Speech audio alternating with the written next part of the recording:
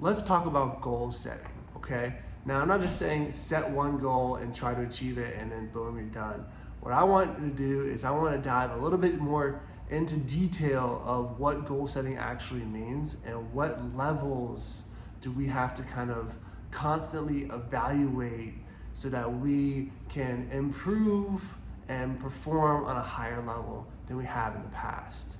So first we have a more general outlook of our goals. It's just kind of like these subjective goals that we set for ourselves, which is going to be, what's the experience going to be like? You know, I want to have fun. You know, I want to do my best and enjoy the experience of competition. So that's a great goal, you know, just having an overview. This is what I want to feel when I'm finished with my competition and with my performance.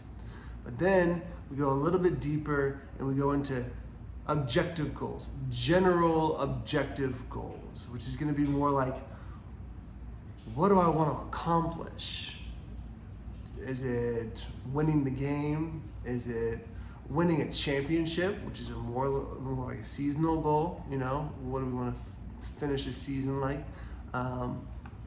Is it making a team? My goal is to make a national team, or my goal is to make my high school varsity team, right? And now we're kind of taking that experience and we're kind of making it more specific, but it's still general because we don't really know what it takes to make those teams or to win those types of games. Now, when we go into a specific objective goal, that's going to be more like, what do we have to do to make those general objective goals happen?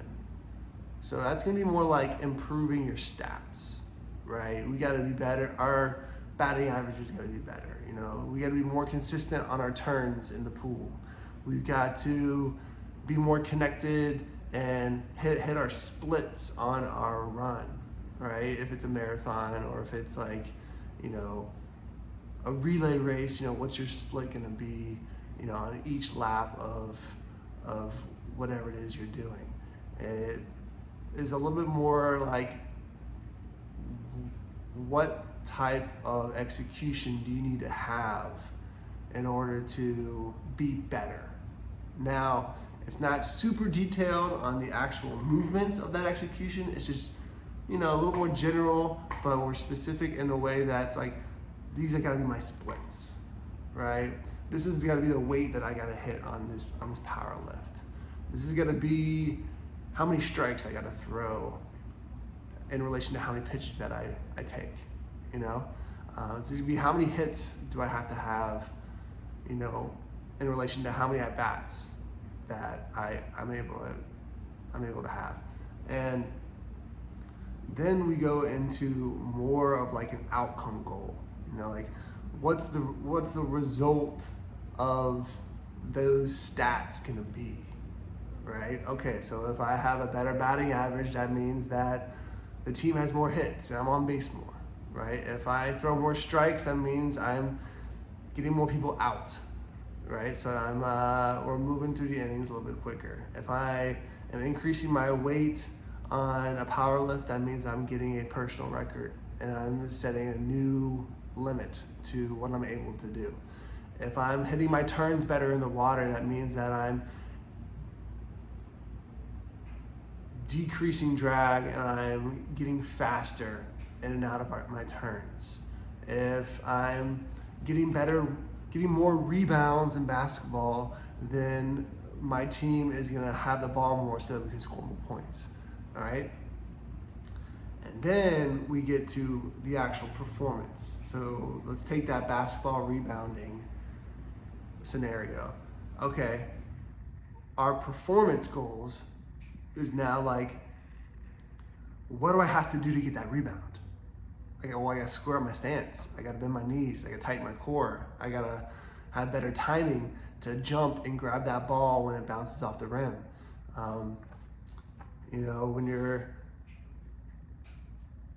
in the batter's box as a baseball player, You know, I gotta be more aware of when the pitcher is setting up, right? What is my body doing when the pitcher's about to throw that ball? You know, what's the timing like when the ball releases from his hands to when I start to rotate and pivot my back foot so that I can strike the ball in front of the plate?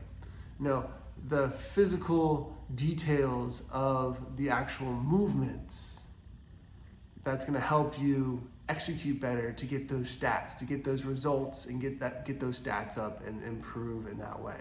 So those are the things that drills and practice are for, right? Those are the things that you do in practice consistently so that when the game comes, you're able to execute the movements correctly so that you can have a better chance at, you know, performing at a high level and getting better at those areas of sport. And then the process goals at the very end. You know, we got our performance goals and we got our process goals. That's going to be like, what are you telling yourself in your mind to execute those physical movements appropriately? Okay? So you're a basketball player, you're about to get that rebound, and you recognize that the shot is off. So then you kind of clear out space to get your feet set, right? All those steps have got to come from your awareness of what's happening and what's going on in the game.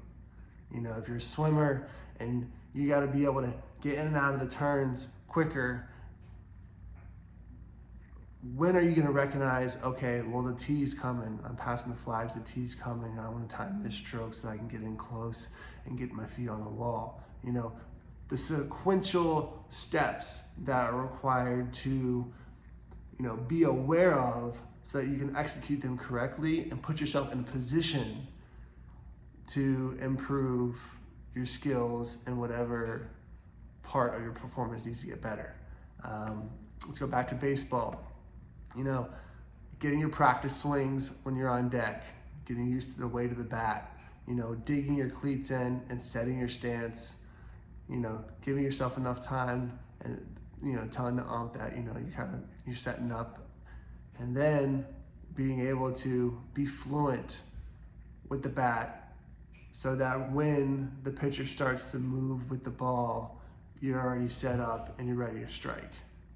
You know, a soccer player, you know, if the move is to change directions, then are you aware of the offensive player who's passing the ball to their teammate, and can you start your run and can you start your movement to get to that point at the same time and then change directions with control? Like, are you seeing things unfold to help you execute better in the moment? So it's kind of like seeing things before they happen and then following the steps that you need to take in order to execute a play in a better way.